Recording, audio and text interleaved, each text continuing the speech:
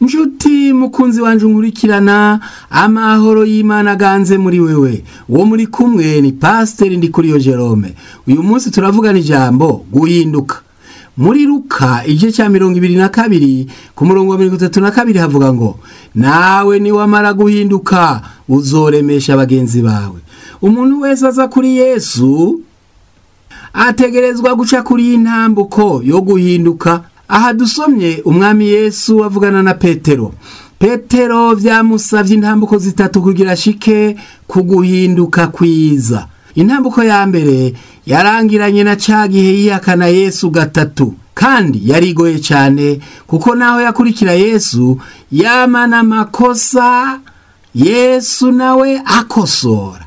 Mu Gifaransa bayise ngo période de formation. Tuyisanga mu nkuru zivuga ivya Petero mu butumwa bwiza. Akarorero, hari gihe bafata ingingo yo guheba umuhamagaro wa Yesu ngo bisubirire kuroba. Petero niwe yatanguye ico ciyumviro mubo bari kumwe. Bose birangira bakurikiye Petero. Ivya Yesu barabireka basubira kuroba iyo Yesu yari yarabakuye. Ngabo baragiye barara kwijoro baroba, ariko babura ico bafata. Wibuke ko hari gihe Yesu yamubwiye ko agiye kubabazwa no kubambwa no kugirirwa nabi n'abaherezi n'abafarisayo, ariko Petero yiva inyuma ati ntibikakubeko mugenzi. Yesu ati mvako Satani. Petero ahinduka Satani. None hari intege nke zirengeye kwitwa Satani. Intambuko ya kabiri yo guhinduka kwa Petero tuyibona amaze guhabwa mpwemu yera.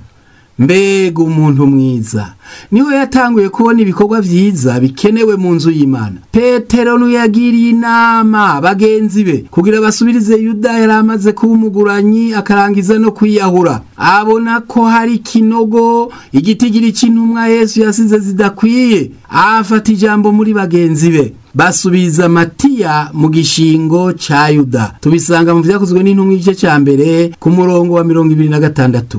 Kubwamwemu yera atangura kuba umugisha. Ikindi ku munsi wa Pentekote asemerera nk'inzambi ivuga cane, yemeza abayuda ikibaye icarico, agira ko yugururiye abayuda ubwami nk'uko Yesu yari yarabimuvuze ko. Uwo munsi hihana abantu bashika 3,000. Yesu yari yaramubariye ati nzoguha imfunguruzo z'ubwami bwo mwijuru, nzoguha imfunguruzo z'ubwami bwo mwijuru, kandi uzohambira mw'isi kizoba gihambiriwe no mwijuru, nico uzohamburura mw'isi kizoba gihamburiwe no mwijuru. Tubisanga muri Matayo 16 ku murongo wa 19. Ibi vyashitse kuri Petero amaze guhabwa mpwemu yera.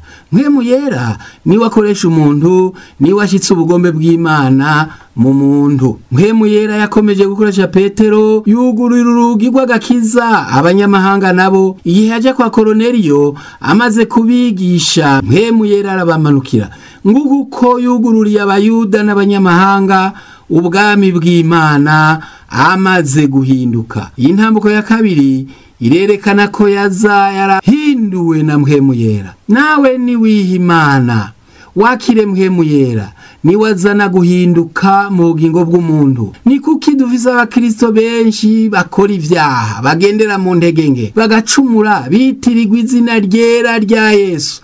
Ni kuko batahindutse.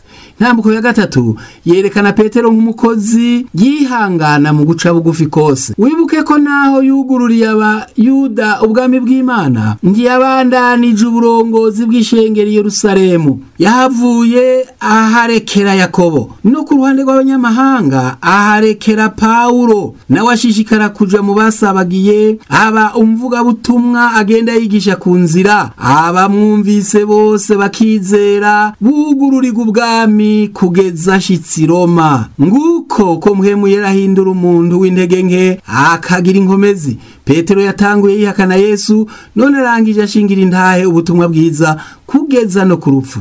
Bega nawe uragomba ko mpwemu yera guhindura? Itegurire kwakira mpwemu yera nawe akora igikorwa ciwe muri wewe. Uvyemeye rero ihane atura. Kwatura ni ikimenyetso ciza kigaragaza umutima wemeye kwizera Yesu. Dusenge. Mwami Yesu, girira imbabazi uyu muntu yihanye, muharira ibyaha vyiwe. kigira kandi muhe mpwemu yera. Urakoze kutwumviye, mu izina ryawe ryera turavyizeye, amen.